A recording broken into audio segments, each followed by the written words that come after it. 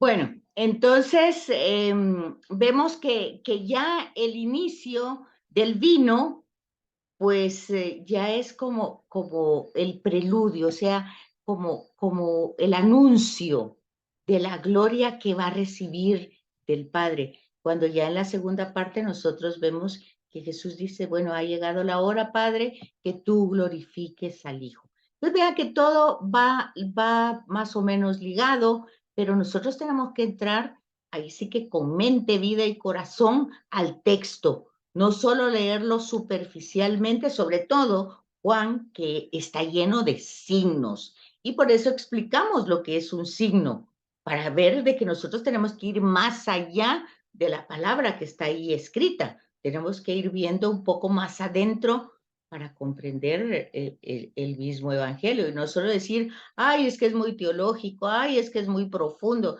No, acuérdense que Jesús es un hombre sencillo de una aldea y le habla a gente sencilla. No es una cosa complicada, es simple y sencillamente darse cuenta de una revelación. O sea, cuando se está hablando de revelación, de algo que Dios mismo quiere que conozcamos. Entonces no es algo complicado ni tiene grandes, pues, ¿qué dijera yo? Como dice el Salmo, no hay que ir al último lugar del universo ni al fondo del océano para encontrar su palabra, está cerca. Pero sí hay que ponerle un poquito de atención y leerlo y escucharlo con verdadero sentido. Entonces, ahí tenemos entonces dos temas en el prólogo. La semana inaugural de cómo Jesús va al séptimo día manifestarse. Acuérdense que en Génesis 1, el séptimo día Dios descansó. Pues aquí en el séptimo día hay fiesta. Hay una gran boda, hay una gran alabanza, hay una gran felicidad, hay vino en abundancia, porque el Mesías está ya en lo esperado, lo prometido, se ha llegado a cumplir. Entonces hay que irlo comprendiendo. Y luego, pues en ese mismo capítulo, vemos ya que Jesús luego va a Cafarnaúm, él y su madre y sus hermanos, ¿verdad? Entonces, y también van sus discípulos. Entonces, aquí nos ubica porque fíjense que aquí ya entramos a un tema geográfico. Fíjense que al principio nosotros vimos la composición, cómo se compuso el Evangelio de Juan. Eso fue al principio del trimestre. Vimos que hubo proceso de elaboración que llevó pues varias ediciones.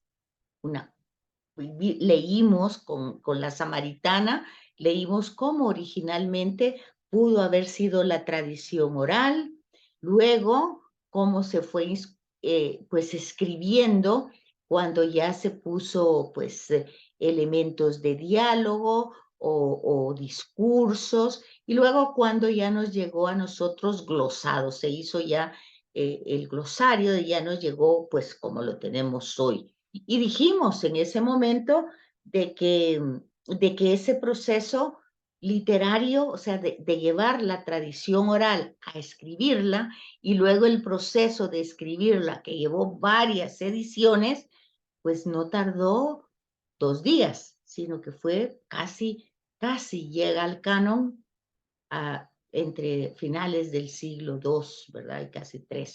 Entonces, cuando nos coloca en la geografía, cuando nos habla de lugares, es para ubicarnos geográficamente.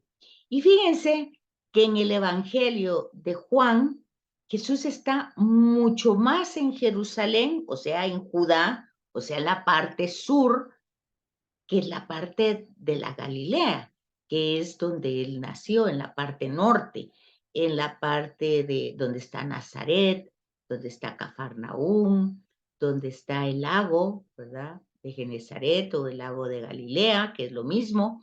Entonces aquí, después de que Caná está en la parte norte, no está en Jerusalén, Judá, sino está en la parte de la Galilea, está por toda esa parte norte.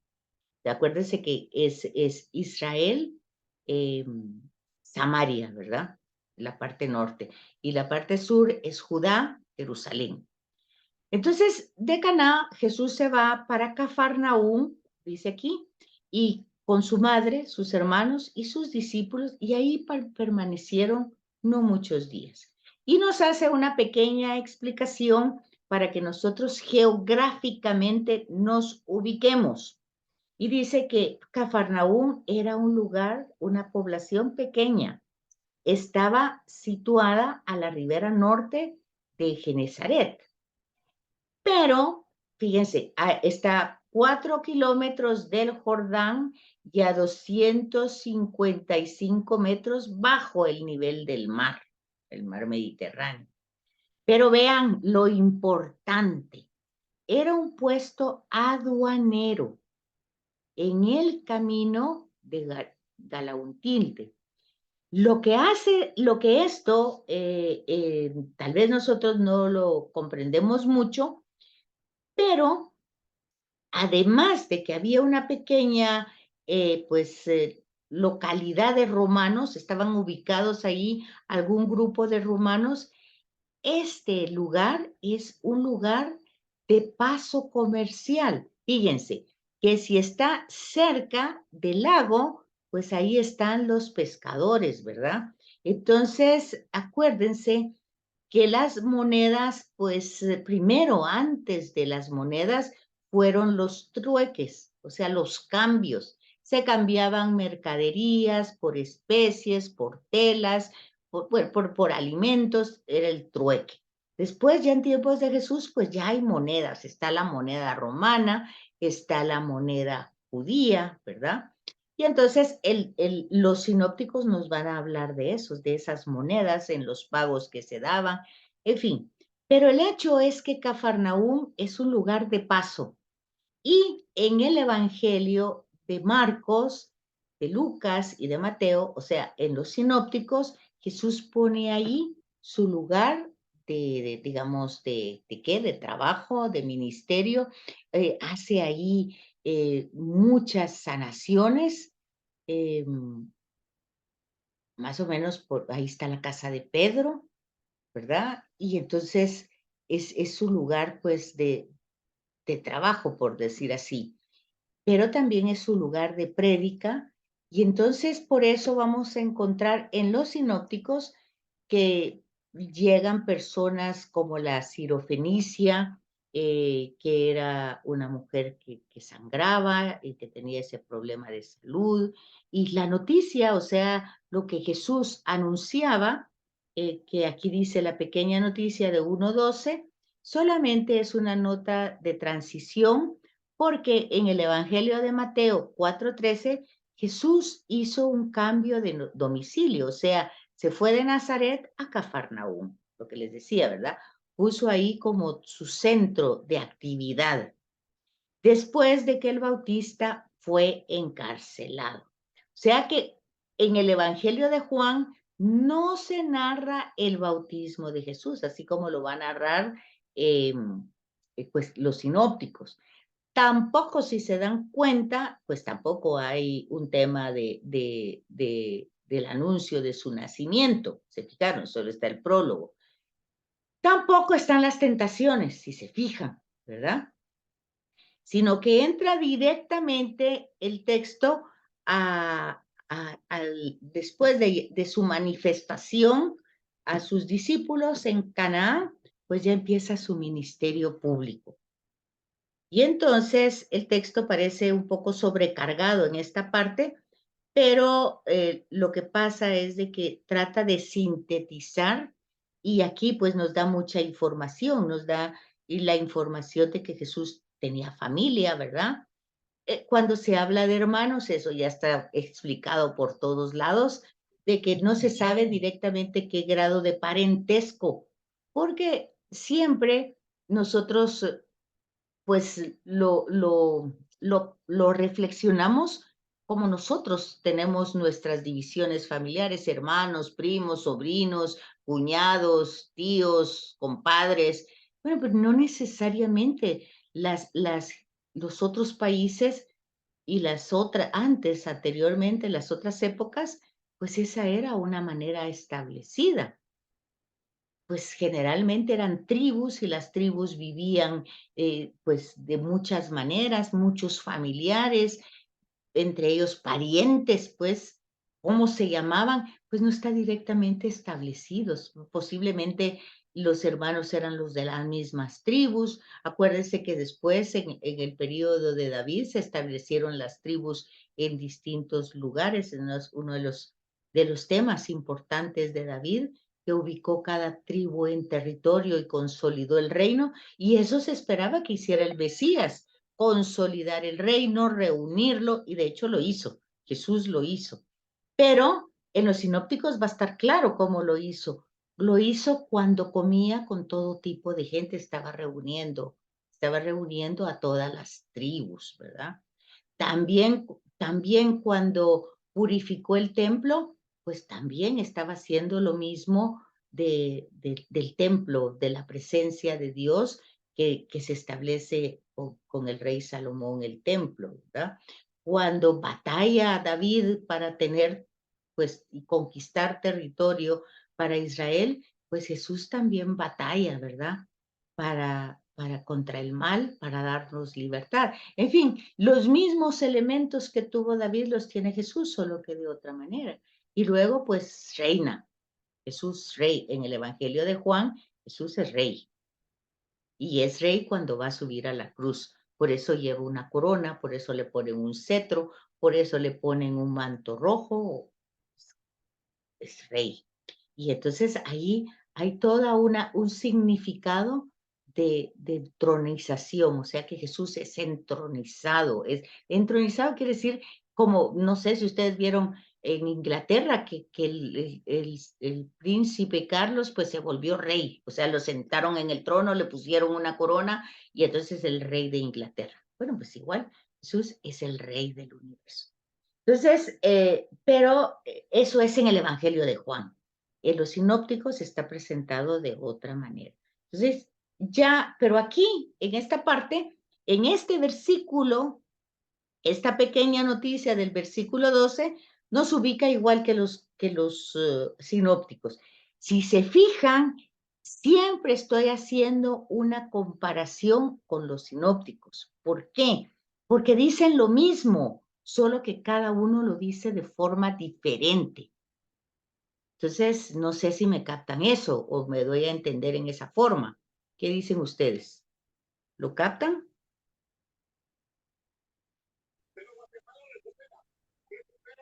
¿Y lo captan o no? Sí, yo sí lo Sí, capto, gracias. Ah, sí, bueno. licenciada. Eso es importante.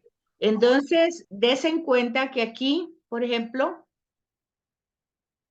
les dice, ¿verdad? Espera un momentito porque me sale una pantallita. Dice el tema, los hermanos, pues es con frecuencia una expresión consagrada para referirse a, pues, parientes, discípulos, seguidores, pues, familia de Jesús, ¿verdad? Los discípulos son seguidores, eh, nosotros hacemos una diferencia entre apóstoles y discípulos, ¿verdad? Pero el apóstol también es un discípulo. Y también los parientes van a tener un papel importante. En Hechos de los Apóstoles encontramos que Santiago es el hermano del Señor, ¿verdad? Entonces no sabemos directamente que si son hijos de José, que si José era viudo, pues eso no lo dice el Evangelio porque no se está preocupando de eso. Simplemente está diciendo Jesús tiene familia, algunos formaron parte de su grupo, algunos lo siguieron y algunos lo buscaron. Tenía una mamá, también tenía un papá, no era biológico, pero sí tuvo un papá en la tierra, José. No se sabe cuándo murió, no se sabe cómo murió, pero ya no aparece. Entonces, sí, al final queda solo María y Jesús.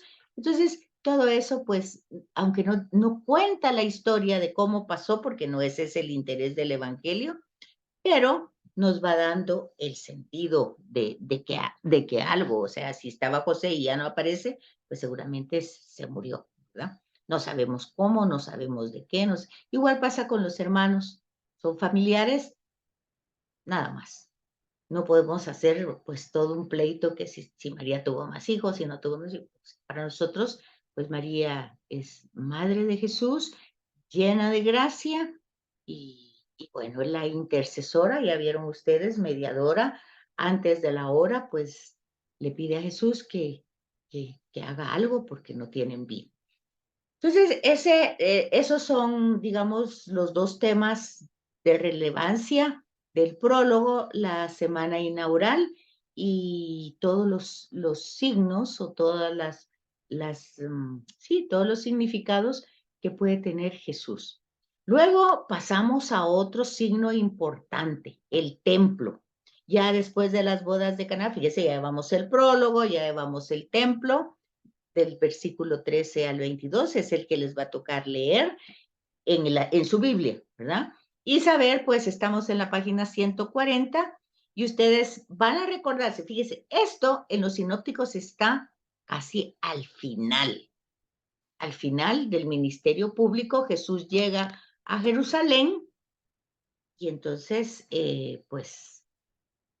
tiene ese gesto profético de purificar el templo, en los sinópticos. Pero en Juan está el principio, ¿verdad? Estamos viendo el capítulo 2, versículo 13 al 22. Y entonces fíjense que este recuerdo de este gesto de Jesús, pues los sinópticos lo colocan, como les estoy diciendo, al final de la vida de Jesús. Y ahí tienen ustedes las citas, donde están en Mateo, en Marcos y en Lucas, al final. Otra cosa que hay que decir aquí es que cuando un relato aparece en los 4 evangelios, ese relato es 100% histórico. ¿Por qué? Porque quiere decir que fueron tradiciones orales de distintos lugares que se van a contar de formas pues muy parecidas, muy similares y que aunque estos escritores o comunidades que escriben los evangelios no se conocían entre sí, sí conocen la historia. Y entonces si la conocen es que esa historia tuvo muchos testigos y si tuvo muchos testigos, la transmisión oral se fue desarrollando por todos lados. Porque acuérdense que habíamos puesto que las comunidades del Evangelio de Juan están casi llegando a los lugares de Siria, Fenicia, a la parte norte de Israel. Y vemos que Mateo pues va a ser para la mera Palestina, o sea, la mera Israel, Jerusalén, habla del templo y todo, Mateo. Y luego Marcos se va a la parte de Roma, a Europa. Y luego Lucas se va a la parte de Grecia. Fíjense que abarca todos estos lugares que Israel estaba, pues, es lugar de paso para estos lugares. Asia, África y Europa, ¿verdad? Entonces, nos damos cuenta que cuando un texto se repite en los 4 evangelios, ese es se llama testimonio múltiple. O sea, ese testimonio es totalmente histórico. O sea, de que Jesús hizo eso, lo hizo. Lo atestiguan los 4 evangelios. Y entonces aquí nos da un poquito las diferencias que tiene cada uno de los evangelios. Algunos omiten, otros ponen, luego algunos parten de una cita bíblica, casi siempre se utiliza Isaías, ¿verdad? O sea que cuando Jesús dice, mi casa es casa de oración y ustedes las han convertido en cuevas de ladrones, pues mi casa será llamada casa de oración, está en el capítulo 56, versículo 7 de Isaías. Y entonces los 3 sinópticos pues refieren esa palabra a Jesús tomada de este profeta Isaías. Pero Marcos dice, alude al templo como casa de oración para todos los gentiles. Acuérdese que Marcos está, pues el evangelio va dirigido a los cristianos de Roma, de la parte de Europa, Occidente.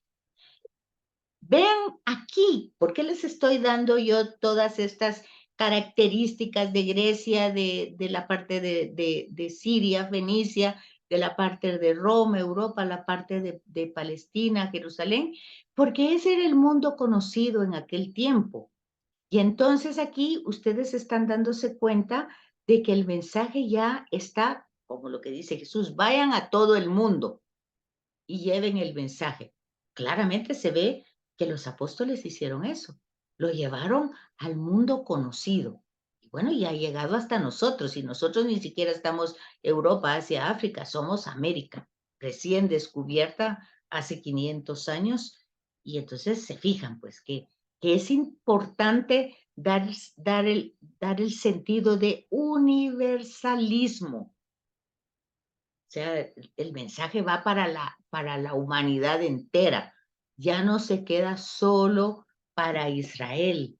Ya la parte del Antiguo Testamento de que es el pueblo elegido y que Dios ya ves para Israel, pues no, ya a partir de Jesús ya se va para todos los lugares. O sea, la elección es de la humanidad entera. Entonces, aquí en el Evangelio de Juan, pues él sigue una forma muy personal de describir ese hecho. Lo hace con mucho más detalles y la palabra que Jesús pronuncia es diferente. Ofrece un diálogo entre Jesús y los judíos que los sinópticos no tienen. Pero eso ya lo vimos que el Evangelio de Juan se caracteriza porque a la narración le suma diálogos y le suma discursos. ¿Se fijan? Entonces, es el mismo hecho, pero para mayor comprensión, pues aquí tenemos lo que se añade, diálogos, discursos y agregados, a veces comentarios del propio que está escribiendo. Y entonces, ¿qué podemos decir de eso? Pues Juan no depende, podríamos decir si sí depende o no depende de los sinópticos. Los sinópticos y Juan representan dos tradiciones independientes que se remontan a una fuente común. ¿Cuál es esta fuente común? Bueno, en un principio, cuando todo se transmitía oralmente y no había nada escrito, y eso creo que dejamos, o no sé si dejamos o no dejamos, no lo recuerdo, pero creo que sí, el leer la introducción del Evangelio de Juan para ver la fecha, para ver el autor, para ver el mensaje, y si no lo hicimos, hay que hacerlo para ubicarnos, ¿verdad? Para ubicar el Evangelio de Juan. Entonces, y ya ubicamos geográficamente las comunidades del Evangelio de Juan, las comunidades de Mateo, Marcos y Lucas, ya están ubicadas en el mapa y en la humanidad existente de aquel tiempo. Entonces, como todo era oral, todo se transmitía de manera oral, dije hace un momento, cuando un hecho se conocía por todas las tradiciones, es testimonio múltiple. O sea, ese hecho realmente pues existió.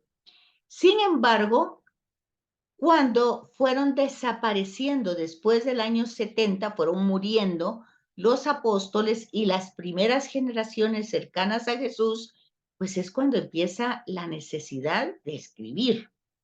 Y parece que lo primero que existía era un documento que se llama documento Q, o Q es como una abreviatura de una palabra en alemán que es Skelet, que significa fuente. Y esa fuente o ese documento Q era un listado de dichos y de hechos de Jesús. Entonces, el primer evangelio parece que se escribe según la introducción de cada uno de los evangelios, es el evangelio de Marcos y el último es el evangelio de Juan. Entonces, Marcos, que hace un evangelio muy esquemático, utiliza este documento Q, que no lo tenemos en evidencia, que no se ha perdido, pero de alguna manera pareciera que hay un listado de dichos y de hechos de Jesús, y lo que hace el Evangelio de Marcos o las comunidades de Marcos al ponerlas por escrito es narrar, o sea, ponerle como la narración al hecho y al dicho. O sea, hay un dicho, le colocan la narración. Hay un hecho, le colocan la narración.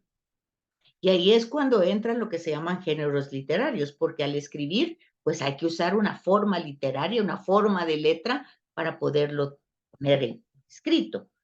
Entonces, lo que está diciendo este párrafo es que el Evangelio de Juan no parte de los sinópticos, porque Marcos va a partir de ese documento Q y luego Mateo y Lucas lo van a desarrollar poniéndole más narraciones. Ya lo expliqué anteriormente. Ponen, por ejemplo, el Evangelio de Jesús en su nacimiento, el nacimiento de Jesús, Mateo, Lucas, Marcos no. Eso es una añadidura. Luego, si uno entra un poquito por curiosidad, si ustedes quieren, las apariciones son otras añadiduras. Marcos no las tiene. Y Juan, pues tampoco tanto. Entonces se fijan que cuando nosotros vamos leyendo eso con las notas de pie de página y comparando, el resultado es este. Que los sinópticos y Juan representan dos tradiciones independientes que se remontan a una fuente común. ¿Cuál es la fuente común? La Q, o sea, dichos y hechos de Jesús. O sea, ese listado que existía y que Marcos lo empieza a utilizar añadiéndole la narración. Cada tradición y cada evangelista expone sus propios puntos de vista, o sea, sus propias interpretaciones, pero esas interpretaciones no son contradictorias, sino que se narran de forma diferente, pero narran lo mismo. Y estos son justamente lo que a nuestro parecer ha impulsado a Juan a anticipar la escena en los primeros días del ministerio de Jesús. Es decir, está hablando del tema de la purificación del templo, mientras que los sinópticos lo ponen al final, porque lo van a poner como una razón por la que mataron, o sea, causa por la muerte de Jesús, que eso provocó la causa de la muerte de Jesús. En el Evangelio de Juan, lo que va a provocar la causa de la muerte de Jesús es la resurrección de Lázaro. Mientras que aquí la purificación del templo es todo el esfuerzo de Jesús que se renove o que se purifique todo el culto a Dios, ¿verdad? Entonces, por eso Juan lo coloca al principio, mientras los sinópticos lo van a colocar como causa de la muerte de Jesús. Díganme si estoy dándome a entender, si me estoy explicando bien o si no han comprendido algo, que me pregunten, por favor.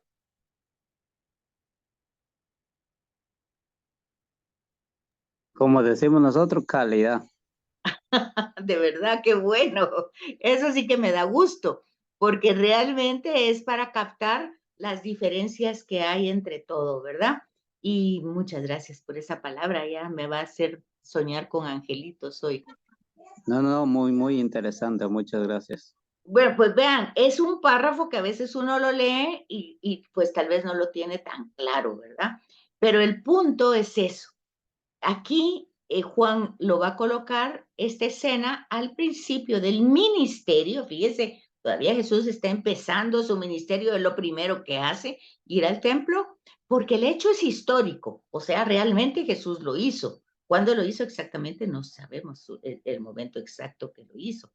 Pero aquí él lo pone antes de la pasión, como no lo hace los sinópticos, que lo ponen como causa de la muerte de Jesús, ¿verdad? O sea, eso fue lo que colmó a los sumos sacerdotes y al Sanedrín lo que Jesús hizo en los sinópticos. Aquí forma parte de su ministerio, ir purificando, y de hecho ese es el Evangelio de Juan, purificando las fiestas judías, dándole el verdadero sentido.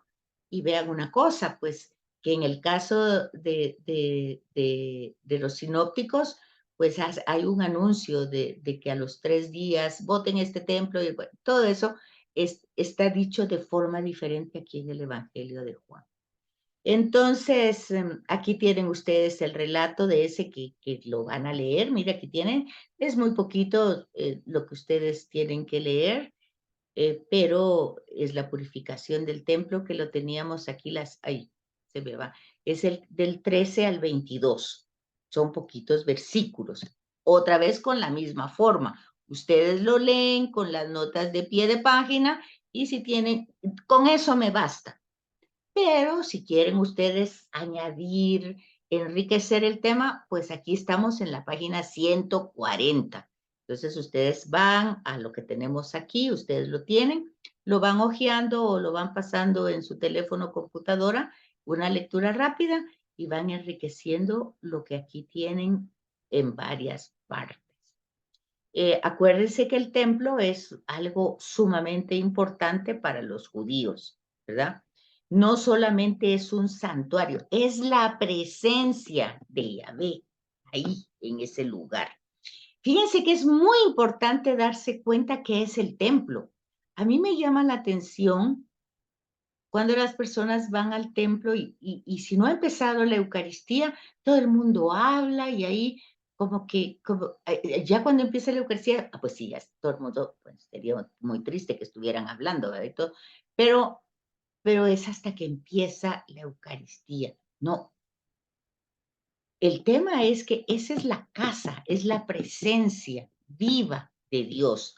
Pues nosotros tenemos ahí el sagrario, o sea, la presencia real.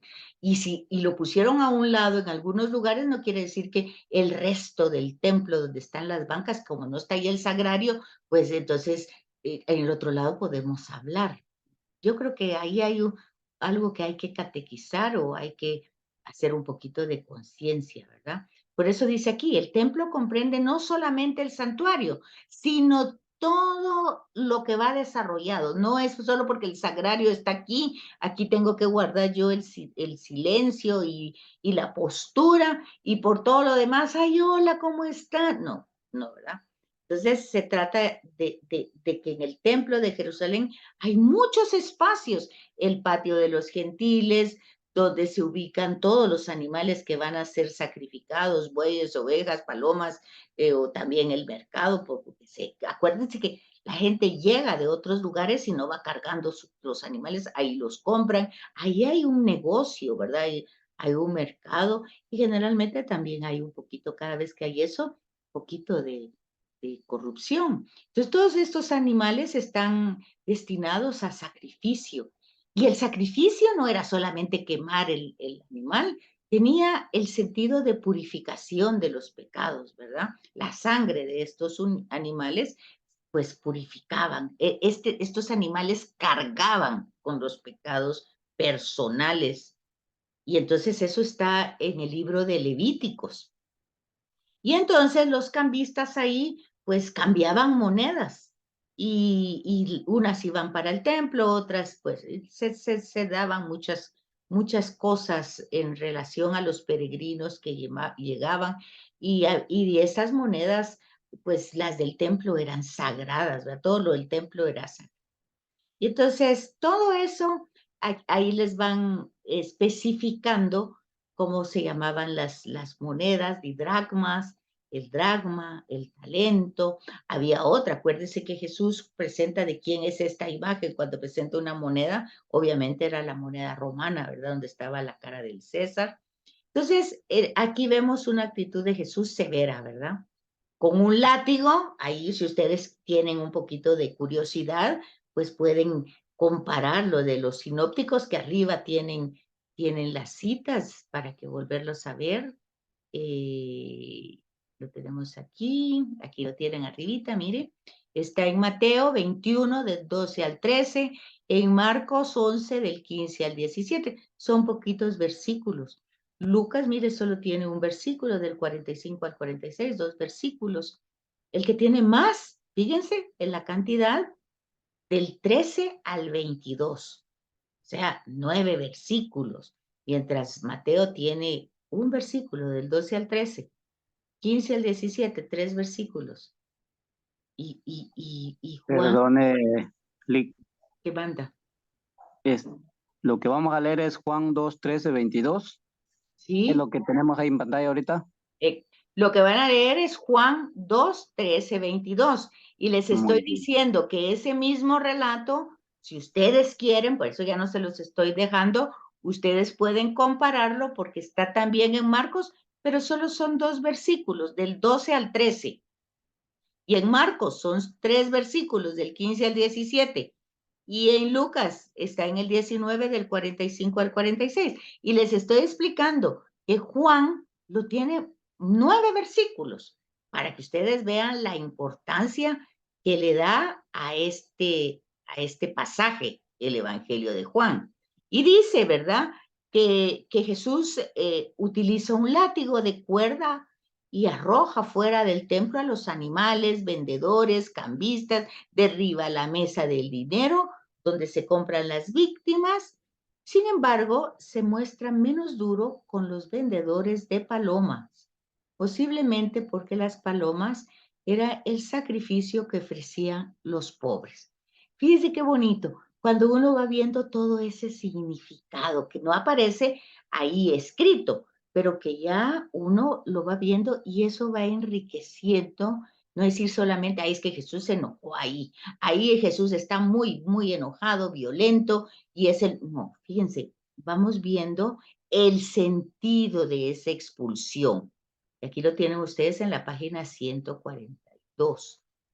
Ya se va a terminar, ¿qué hora es? ¿Todavía tenemos tiempo o ya no tenemos tiempo? Ya se va a acabar, ¿verdad? Nos queda un minuto. Aquí en la página 142 tenemos que la acción de Jesús es la protesta de un reformador religioso. Es casi como la de un profeta, ¿verdad? Y al mismo tiempo, como dijimos anteriormente, utiliza una cita de Isaías. En cambio, dice este acto, es un signo del Mesías en los sinópticos. Y en el cuarto evangelio, el anuncio de una víctima nueva. O sea, quita todas las víctimas porque ya hay una víctima nueva. Él es el Cordero de Dios. Yo vea cómo le podemos dar al arrojar fuera del templo a los animales destinados al sacrificio. Jesús también quiere significar que el sacrificio de animales está a punto de terminar porque Él va a ser el que va a ser sacrificado, ¿verdad? Y ya, Él es el Cordero de Dios. Y entonces, allí tenemos desde el principio una revelación que Jesús dice, la casa de mi Padre. Ya no dice la casa de Dios, sino la casa de mi Padre, ¿verdad?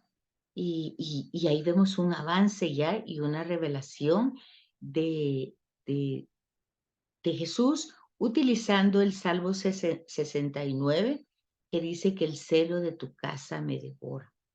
Entonces, todo eso, pues ahí les queda para que ustedes lo complementen. Ahora yo se lo di, pues más sintetizado y antes, y